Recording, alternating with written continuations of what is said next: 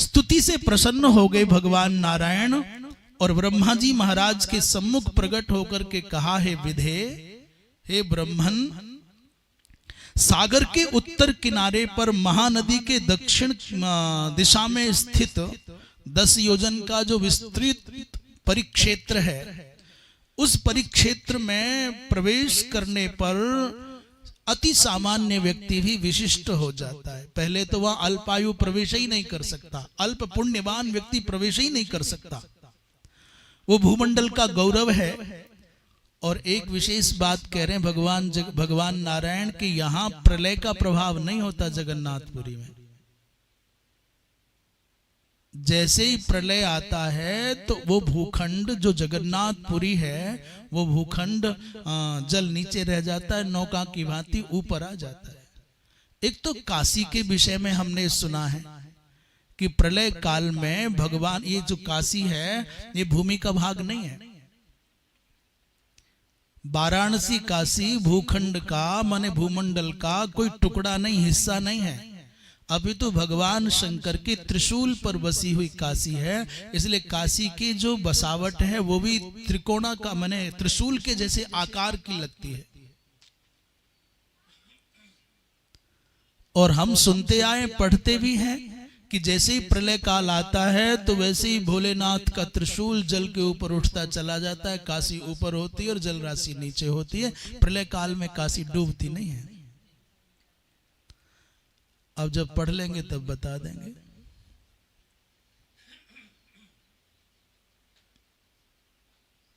इसका कोई प्रमाण है कि काशी पृथ्वी लोक से अलग है? बोले हाँ, हरिश्चंद्र नाम के अयोध्या के राजा अयोध्या में रहते थे, परंतु पूरे भूमंडल के राजा थे। पूरी सप्तद्वीपवती वसुधा के राजा थे हरिश्चंद्र, उन्हीं का शासन चलता था सर्वत्र। स्वप्नावस्था में विश्वामित्र के मांगने पर उन्होंने समग्र राज्य दे दिया अपना। विश्वामित्र ने कहा राज्य तो दे दिया पर दक्षिणा दो। दानांग भूत दक्षिणा भी देनी पड़ती है, और दक्षिणा बहुत मोटी थी, करोड़ों स्वर्ण मुद्राएं थी।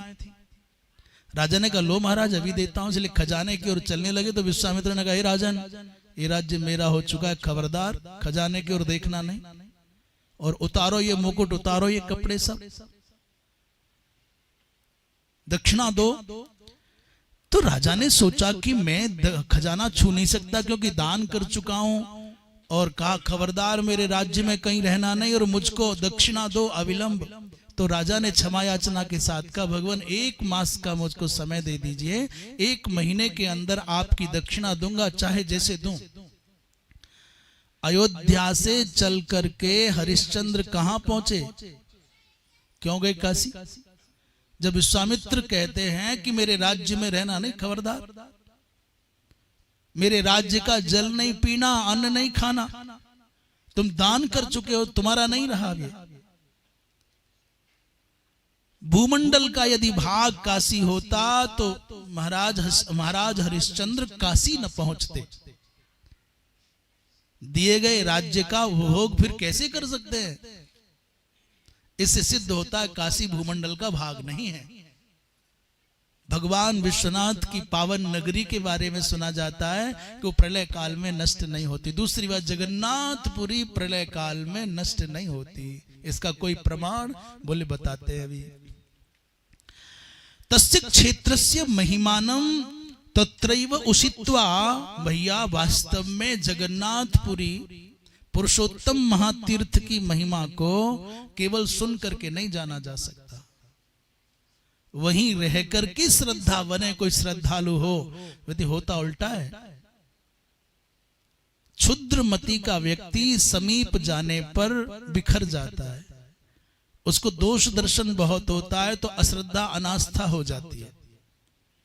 और जो श्रद्धालु है वो दोष देख ही नहीं पाता, वो तो आस्था के सरोवर में डूबा, उसको आनंद के अतिरिक्त कुछ दिखता ही नहीं है। और जो बुद्धि के नेत्रों से देखना चाहता है उसको हर जगह पर संशय, हर जगह पर संदेह, हर जगह पर दोष दिखाई देता है। और जो हृदय के नेत्रों से देखता है उसे कहां फुर्सत है कि दोष देखूं। मनुष्य की गड़बड़ी क्या हो गई, बहुत अधिक मात्रा में बुद्धिमानों की संख्या बढ़ने लग गई, और जो बहुत अधिक बुद्धि से जीता है वो हृदयहीन होने लग जाता है, और जो बहुत अधिक हृदय से जीता है वो ठगा जाता है बेचारा, वो सताया जाता है। परंतु इस संसार में बुद्धिमान को चैन नहीं मिला, बुद्धिमान को शांति नहीं मिली, बुद्धिमान को विवेक भी नहीं मिला, और बुद्धिमान की गति भी नहीं हुई। बुद्धिमान व्यक्ति माने बुद्धि के अनुसार जीने वाला व्यक्ति हृदयहीन होने लगता है, और जो हृदय से जीता है, आप देखना जितने भी लोग हैं जिनको परमात्मा की प्राप्ति हुई है वो सब हृदय वाले हैं। वो लाभ हानि की तराजू पर विचार तोल करके नहीं जीते, वो परिणाम की चिंता करके नहीं जीते। जो बुद्धि से जीता है वो हर बात में फायदा देखता है, लाभ देखता है, क्या लाभ है, क्या फायदा है, वहां जाऊं तो क्या फायदा होगा, ये करूं तो क्या फायदा, हर जगह फायदा देखता है। और वो दीवाना होता है, वो पागल होता है। जो हृदय से जीता, लाभ के लिए नहीं जीता, वो सिद्धांत के लिए, आनंद के लिए जीता है।